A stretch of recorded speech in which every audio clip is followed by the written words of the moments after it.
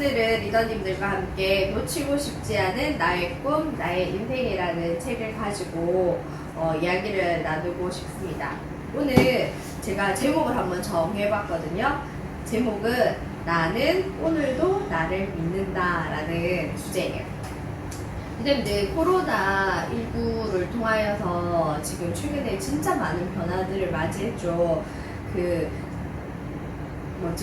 2차 팬덤이 올 거다 가을쯤에 그렇게 예견하시는 분들도 많고 또 자영업의 90%가 이미 너무 큰 위기 가운데 있다 이렇게 얘기하시는 분들도 많고 그래서 여러 사람들이 참 많은 당혹감을 느끼고 있는 것 같아요.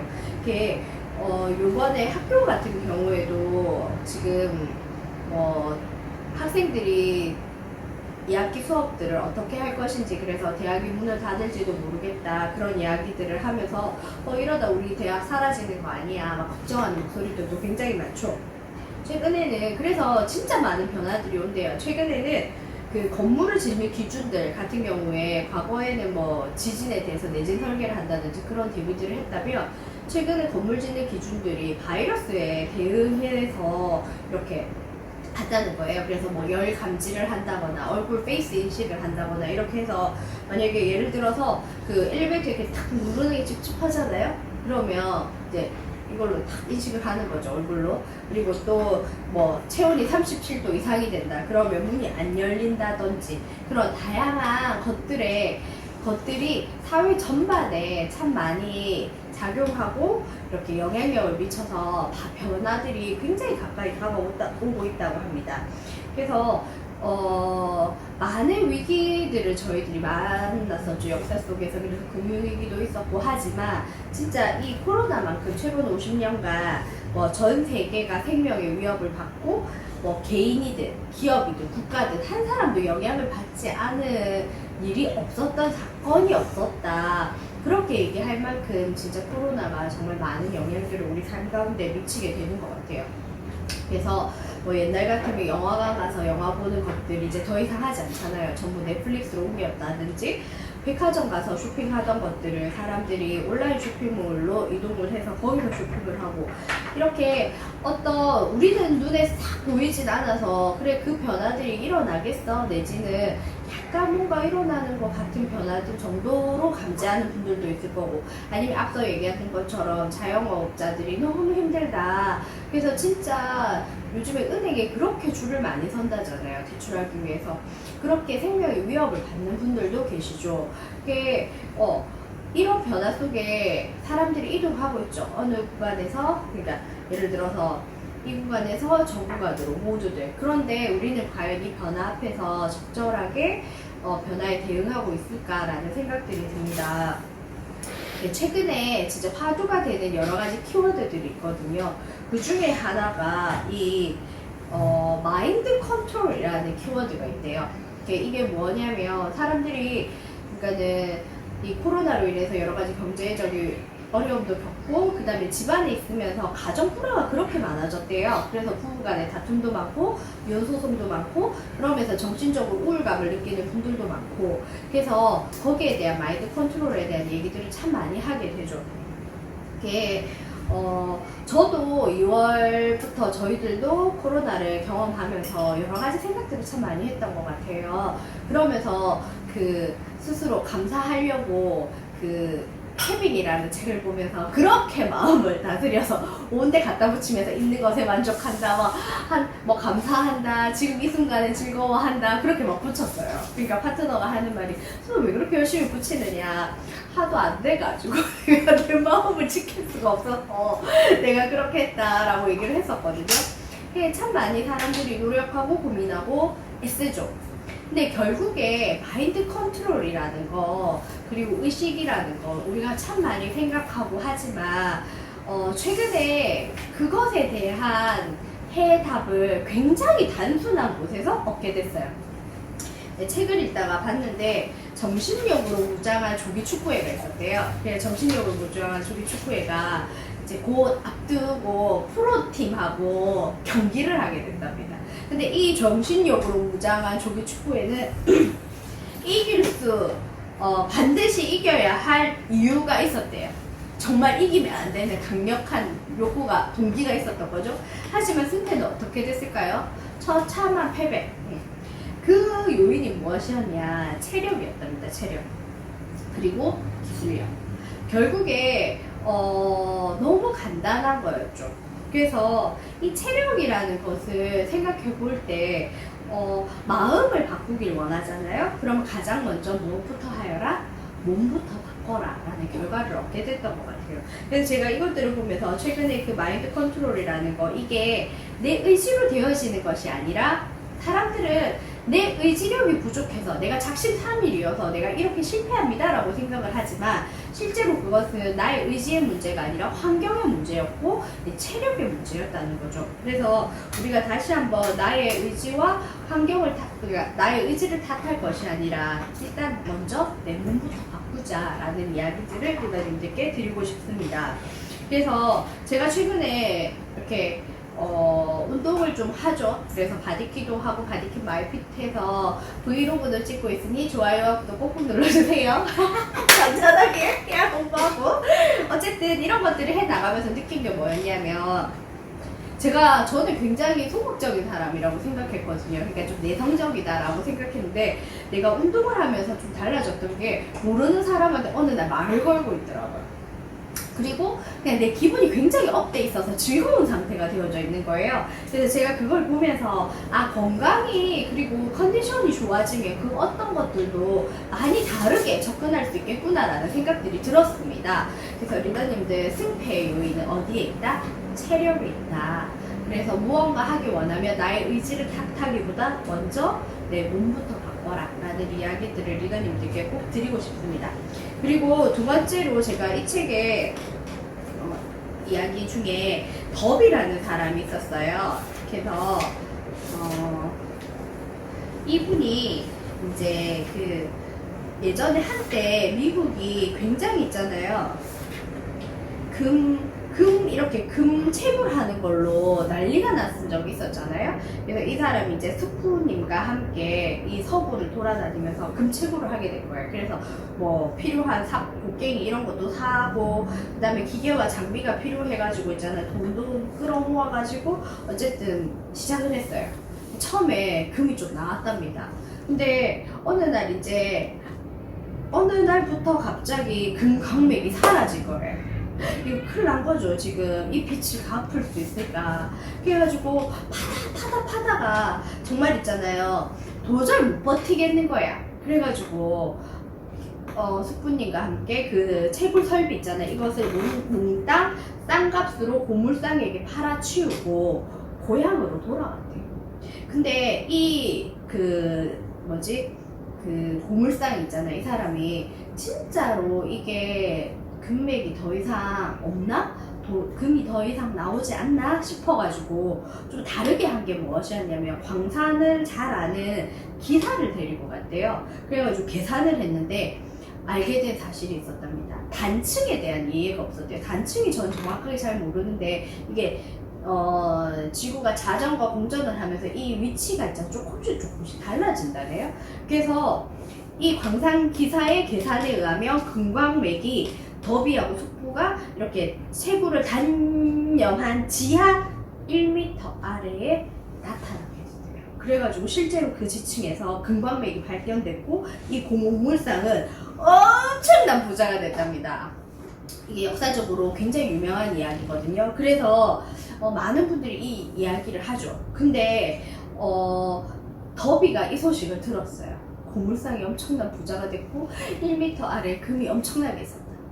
그 소식을 듣고 어떻게 됐겠습니까? 진짜 미쳐버릴 만큼 열받지 않았겠어요? 그리고 이 사람이 그때부터 마음에 생각을 했대요. 이 대실패를 경험한 더비가 그 다음부터는 이제 그 생명보험회사에서 일을 하게 됐대요. 우리 파트너하고 똑같이 생명보험회사에서 일하는 진짜 신기하네. 그런데 이 부분이 정말 있잖아요. 이 사건을 통해서 어떤 생각을 하게 됐냐면 내가 목표한 일이 있으면 결코 단념하지 않겠다라는 결심을 했대요. 그래서 한번 달라들면 절대로 놓치지 않는 사나이라는 별명이 붙게 될 만큼 그러니까 no 다음에 분명히 yes가 있을 거라는 것을 마음에 그러니까 철칙으로 잡게 됐답니다. 그 사건을 계기로 해서 이 사람의 인생이 완전 달라졌어요. 그래서 이 사람은 나중에 굉장한 성공을 거두게 되었죠. 이것을 통해서 우리가 얻을 수 있는 교훈이 무엇일까요? 첫 번째로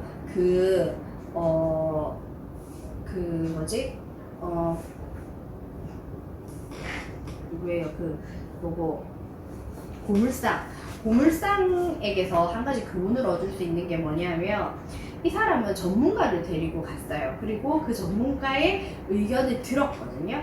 그래서 여기서 필요한 것은 듣는 자세인 거예요. 우린 때로는 있잖아요. 열심히만 하면 된다고 생각하거든요. 그런데 누군가 전문가, 그러니까 우리로 치면 스폰서의 의견이겠죠. 그래서 그들의 경험과 상담이 굉장히 중요한 역할을 한다는 겁니다. 그래서 거기에 더하기 이 책에 뭐라 되어 있냐면, 그 말을 따르고 그렇게 할 마음의 여유를 가졌다는 거예요.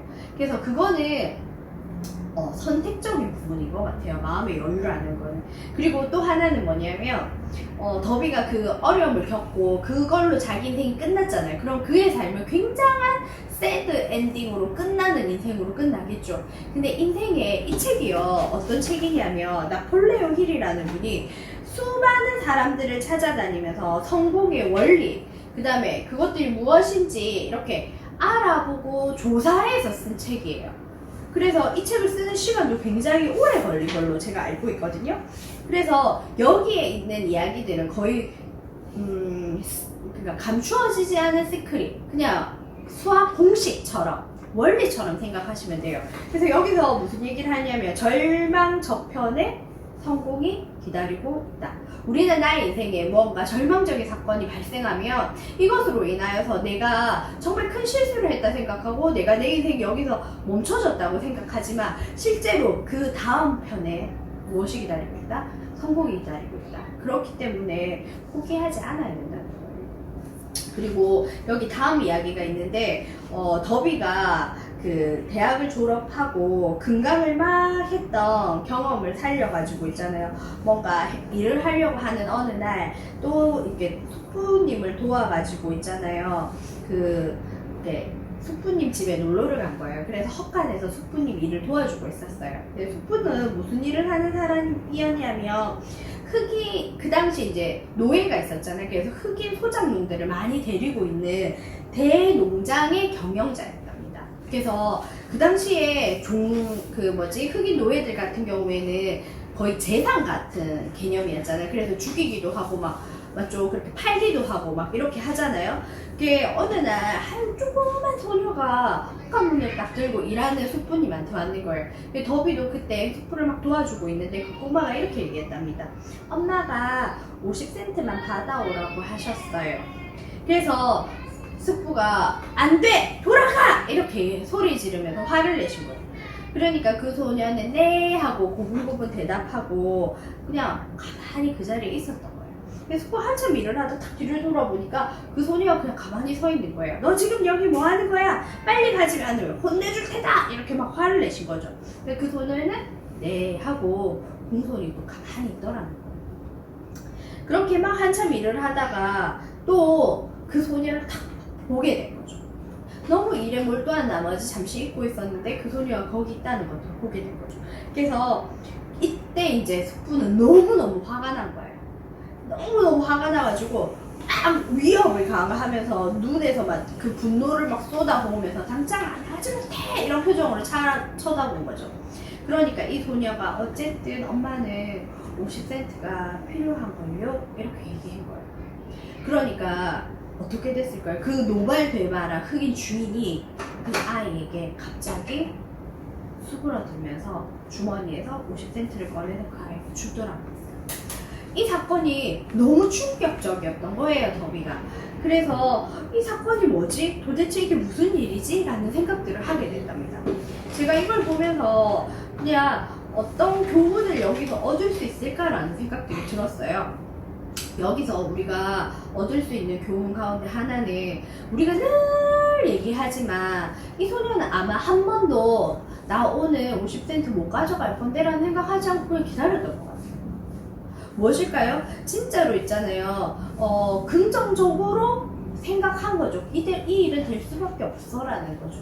그래서 우리가 사실은 지금 코로나를 통해서 굉장히 많은 어려움들을 겪고 있습니다. 그런데 그 말을 기억하죠. 우리가 위기는 기회다. 우리 너무 막 공식처럼 외울 만큼 정확하게 이 이야기들 하죠. 그러나 리더님, 우리가 한번 생각해 보아야 돼요. 진짜 아무도 보지 않는 그 시간대, 지금 나에게 넌 지금 내 상황을 어떻게 얘기하고 있나요? 이 위기가 나에게 진짜 기회가 될 거라고 생각하시나요? 근데 저도 제 자신을 돌아보면서 그런 생각들을 하거든요. 때로는 저에게 있는 여러 가지 어려움들을 바라보면서 이것 때문에 힘들어서를 넘어서서 이것 때문에 내 인생이 잘 될 수밖에 없을 거야 라는 생각들을 하게 됩니다. 그리고 진짜 간절하게 그 50센트를 가져가야 된다는 생각만 했어요.